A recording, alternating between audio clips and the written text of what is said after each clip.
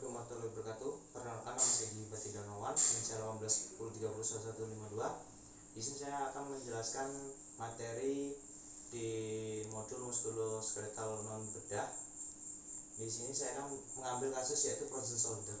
Nah, jadi frozen shoulder itu terjadi spasme, terjadi nyeri di kelompok otot rotator cuff. Seperti dimana perlu kita ketahui kelompok otot rotator cuff seperti infraspinatus, supracularis dan supraspinatus. Nah, terus setelah itu kita di sini bisa, karena terjadi nyeri, bisa melakukan pemeriksaan menggunakan pas untuk mengukur derajat nyerinya. Selanjutnya kita melakukan pemeriksaan spesifik. Di sini pemeriksaan spesifik ada 3, yaitu yang pertama anterior posterior blade, lalu yang kedua posterior anterior blade, untuk yang ketiga yaitu ABD 90 derajat.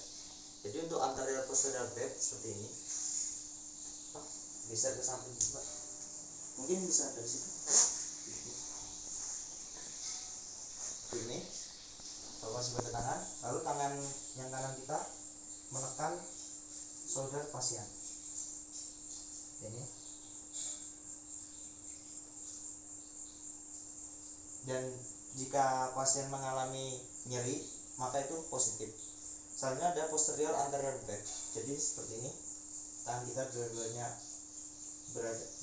memegang di samping tangan, kita keluarkan shouldernya. Ini. Jika terjadi nyeri, maka positif. Selanjutnya ada yang namanya ABD 90 derajat seperti ini. Jadi tangan pasien seperti ini, samping. Nah, ini karena keterbatasan fasilitas, jadi sedikit kesulitan. Kurang lebihnya seperti ini. Jadi tangan kita menyangga elbow pasien dan di femur kita, kaki kita mendorong di bagian shoulder pasien, misalnya seperti ini. Nah, jika terjadi nyeri, maka itu positif.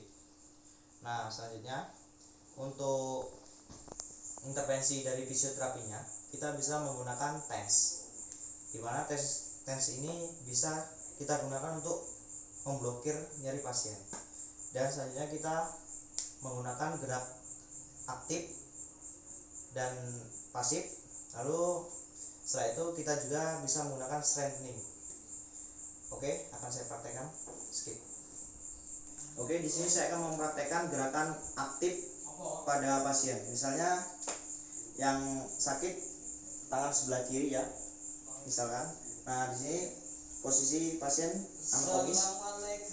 Lalu kita praktekkan seperti Pak, gerakan fleksi. Saya contohkan ini fleksi, lalu ini ke ekstensi. Nah, silakan dipraktekkan Pak untuk tangan kiri yang sakit semampunya saja, sebisanya saja, jangan terlalu dipaksakan Pak. Oke, relaxkan Pak, gerakan ke ekstensi Pak. Nah, seperti itu.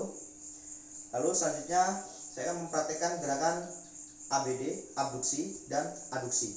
Jadi seperti ini Pak, contohnya keluar ke samping. Ini untuk ABD dan ini untuk ADD. Silakan dipraktekkan Pak semampunya saja, dan ADD-nya. Oke. Selanjutnya ada di sini gerakan eksorotasi dan endorotasi. Jadi posisi tangan pasien seperti ini. Ini Pak, ini namanya gerakan ekso dan endo. Jadi untuk ekso keluar gini Pak, dan untuk endo ke dalam. Itu Pak, silakan dipraktekkan ke tangan yang sakit. Ya Pak, endo, lalu gerakan ke ekso seperti itu. Lalu setelah itu kita, setelah dinilai pasien untuk ROM-nya cukup, maka kita bisa menambah dengan menggunakan strengthening atau menggunakan tahanan. Itu bisa kita gunakan seperti tiraben, misalnya contoh seperti ini Pak.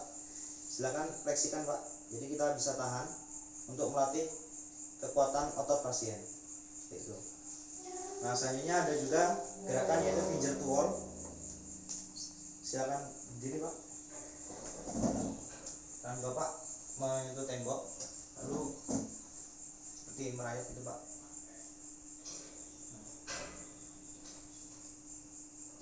Oke. Selanjutnya ada gerakan wall push up. Jadi Bapak push up di tembok.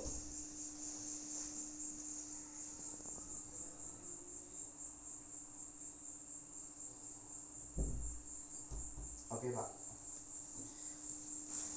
Dan kita juga bisa bekali pasien dengan latihan yang bisa dilakukan di rumah. Bisa menggunakan sapu atau tongkat. Jadi seperti gerakan fleksi, ekstensi, lalu gerakan ABD ke ADD seperti itu. Silakan Pak, praktekkan fleksi, lalu ekstensi, terus ABD ke ADD. Oke Pak, terima kasih. Baik, kurang lebihnya saya mohon maaf. Saya akhiri. Wassalamualaikum warahmatullahi wabarakatuh. Terima kasih.